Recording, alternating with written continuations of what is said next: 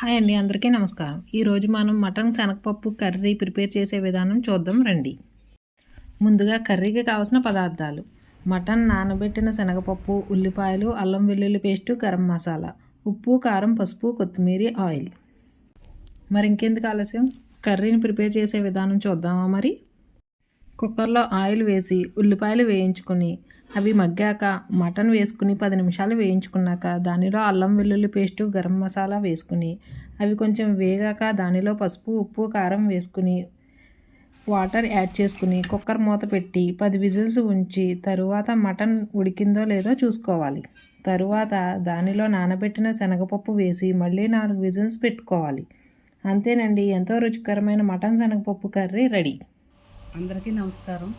ఈరోజు special mutton శనగపప్పు కొలతలతో చేస్తే మటను శనగపప్పు కర్రీ పిల్లలు పెద్దలు అందరూ ఇష్టంగా తింటారు. ఇది రోటీస్లోకి, రైస్లోకి, బిర్యానీలోకి చాలా బాగుంటుంది. చాలా సింపుల్గా చేసుకునే రెసిపీ ఇది. మీరు ఒకసారి ట్రై చేసి చూడండి.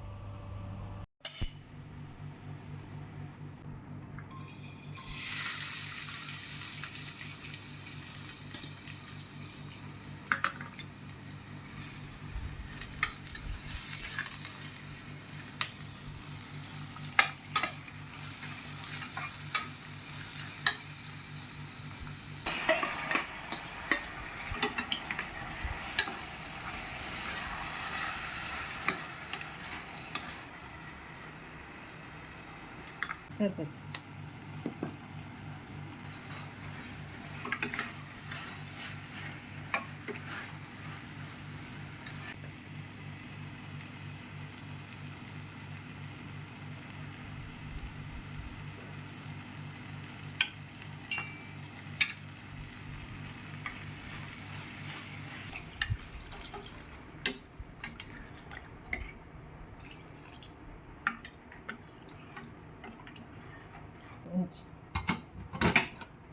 ఓకే.